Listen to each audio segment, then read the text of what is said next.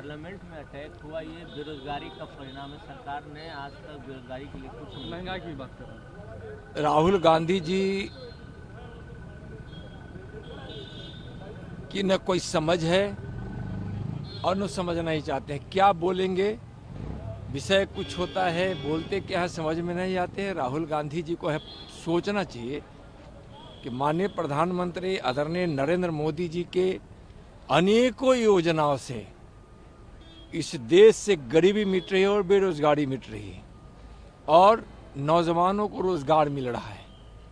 यह साबित हो चुका है, देश और दुनिया देख रहे। राहुल जी कब क्या बोलेंगे उनको कुछ पता ही नहीं होता है। और अभी 3 राज्यों में भारतीय जनता पार्टी की भारी बहुमत से सरकार बनी है। माननीय प्रधानमंत्री जी का और भारतीय जनता पार्टी की यह सोच, सबका साथ और सबका सम्मान, कि आज तीनों राज्यों में जो मुख्यमंत्री बने हैं, अनुसूचित जनजाति समाज, वंचित समाज से, आज पिछड़ा वर्ग से और सवर्ण वर्ग से, आज यह भारतीय जनता पार्टी की नीति को दर्शाता है। सबका साथ, सबका विकास, सबका सम्मान, न्याय के साथ। और यह बिल्कुल जो भारतीय जनता पार्टी की नीति है उसके अनुरूप यह हुआ है। प्रधानमंत्री जी का बयान आया है कि जो पार्लियामेंट में अटैक हुआ, इसकी गहराई में जाने की जरूरत है, काफी चिंताजनक बात है। माननीय प्रधानमंत्री जी जो बोलते हैं उस बात में बहुत दम होता है और वह सच्चाई के साथ होता है। 24 का चुनाव को लेकर जो अपोजिशन के लोग हैं बोलते हैं कि एक तरफ हो जाए, जहाँ प्रधानमंत्री कह रहे हैं कि हम तीसरी बार भी जीत कराएंगे, जनता गारंटी दे चुकी है, वहीं बिहार में विपक्ष के लोग आप कह रहे हैं कि खाता भी नहीं खुलेगा। बिहार में विपक्ष में कोई दम बचा है क्या? आप देखे होंगे माननीय प्रधानमंत्री जी तीसरी बार प्रधानमंत्री बने, इसके लिए इस देश की जनता कमर कस ली है और चल पड़ी है माननीय प्रधानमंत्री जी को तीसरी बार भारी बहुमत से, यानी पिछली बार से भी ज्यादा सांसद देकर, बहुमत देकर प्रधानमंत्री बनाने के लिए। इस देश का भरोसा, इस देश का विश्वास माननीय मोदी जी पर है। 350 से भी और विकास के भगीरथ हमारे माननीय प्रधानमंत्री जी हैं, जिनके प्रयास से, भगीरथ प्रयास से विकास की गंगा घर घर, जन जन, गांव गांव, शहर शहर पहुंच रही है। गरीबों के जीवन में उत्थान हुआ है, खुशियां पहुंची।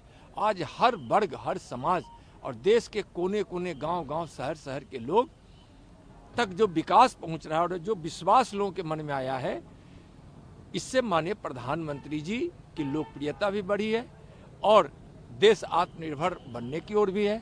देश का मान सम्मान भी दुनिया में बढ़ा है और दुनिया के सबसे लोकप्रिय नेता आज हमारे प्रधानमंत्री जी है। 2024 में तीसरी बार भारी बहुमत के साथ वह प्रधानमंत्री बनेंगे और बिहार में महागठबंधन का, इंडी गठबंधन का सुपड़ा साफ होगा। 40 की 40 सीट भारतीय जनता पार्टी और एनडीए जीतेगी। 19 को बैठक इंडी गठबंधन की, उससे क्या होगा? उससे कुछ नहीं होने वाला। इस देश की जनता माननीय प्रधानमंत्री जी को प्रधानमंत्री बनाने के लिए एकजुट हो चुकी है और मंच पे कुछ नेता एकजुटता दिखाने की कोशिश कर रहे हैं और वह भी बेमन से बेमेल की यह जोड़ी है। सब जानते हैं, सब अपने अपने स्वार्थ में है। इस देश की जनता जानती है कि निस्वार्थ भाव से और देश के हित में, देशवासियों के हित में और कोई काम करने वाले हमारे नेता हैं तो हमारे माननीय प्रधानमंत्री आदरणीय नरेंद्र मोदी जी। नीतीश कुमार और बिहार में जेडीयू के जो ख्वाब है, क्या वो चकनाचूर हो रहे हैं? क्या आपको लगता है?